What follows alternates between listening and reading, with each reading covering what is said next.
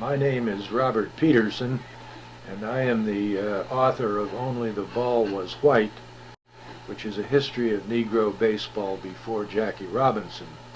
It covers the years between the beginning of the 20th century and 1946, when Jackie Robinson became the first admitted black player to play in the organized leagues of baseball. In researching that book, I discovered that Jamestown is worth a large footnote in the history of Negro baseball because it was receptive to black players at a time when most cities were not. In 1890 and 1891, Jamestown was represented in the old New York Penn League. This is a league that preceded the league that the Jammers are in now, by a team, and the first baseman for that team was a man named R.A. Kelly. Kelly was a black man. He had played earlier in Danville, Illinois, in a league there, and the Jamestown papers, interestingly, never referred to the fact that he was black, but he was known to be black, and he was so identified in early sporting papers, but the Jamestown Evening Journal never mentioned it at all. Kelly, by the way, was quite a good player. I don't know how Jamestown made out in those two seasons in the New York Penn League. Then subsequently, the Jamestown area was represented in the late 19th century by two other entries. Both were in a league called the Iron and Oil League, which was a minor league covering mostly small cities in northwestern Pennsylvania.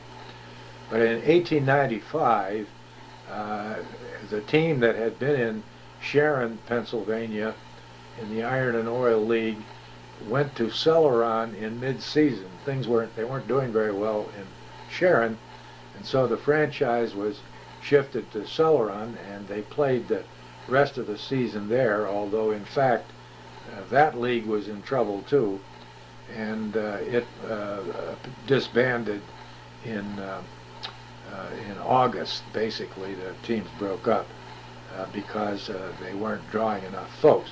That was not unusual, by the way, in those days. It was quite common for leagues to break up in mid-season.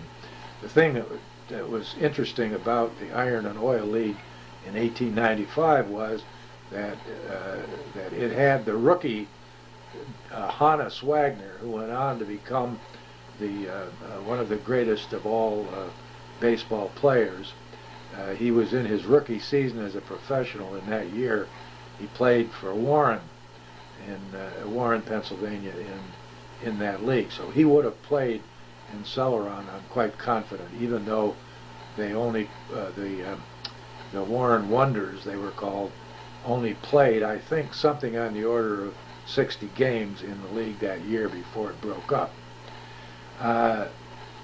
Then again in the Iron and Oil League in the year 1898, the last black players were involved in organized baseball in that league until Jackie Robinson came along. And it was an all-black team called the Celeron Acme Colored Giants. They were quite a young team. They were none, as far as I know, were from Jamestown, and the promoter and manager of the team, whose name was Harry Bright, was not from Jamestown either. I'm not exactly sure where he was from, but he was not from Jamestown. I suspect that he was invited to come and represent Celeron in the Iron and Oil League by the operators of Celeron's amusement park. In any event, they played about 30 games there, the Celeron Acme Colored Giants. But again, that league was in trouble, and it disbanded. Actually, his franchise folded before the league did, and he had to send all his players home. And whoever was the owner of the franchise brought in some white players from a disbanded team in Louisville, Kentucky, and they played as cell run then for a couple of more weeks before the whole league disintegrated, and that was the last. Those were the last admitted black players in organized baseball until 1946, when Robinson joined Montreal in the International League as a rookie for the farm team of the Brooklyn Dodgers. I grew up in Warren, Pennsylvania, so I was aware of the Jamestown Falcons when they began play in the Pony League in 1939. I had an uncle, Godfrey Peterson, living in Jamestown, and he took me to one or two games. I'm not certain whether it would have been 1939 or 1940, but I'll tell you, I was really impressed by the stadium and by the players. They were all heroes to me. I was about 13 years old at the time and nuts about baseball. And I had a marvelous time at those games.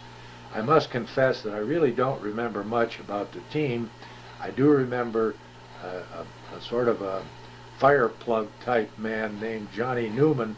He played the outfield and he could hit the ball about 8 miles, although he didn't do it every time. As I remember, he struck out a fair amount. I think that team, either in 39 or 40, had Earl Rapp, who went on to become a major league outfielder, although I'm not certain about that. I could be wrong. Then after World War II, I remember that it had a couple of men on the team right after the war, I think probably 46 or maybe 47, Al Fedorov and Scooter Koshorek, who went up to the majors. I think Fedorov, I think, was with the Tigers, and my recollection is that Koshorek played infield for the Pirates for a couple of years. So I saw them too. I was enough of a fan that I got up there a few times immediately after the war before I went to college and left the area. And that pretty much covers my recollections of Jamestown baseball.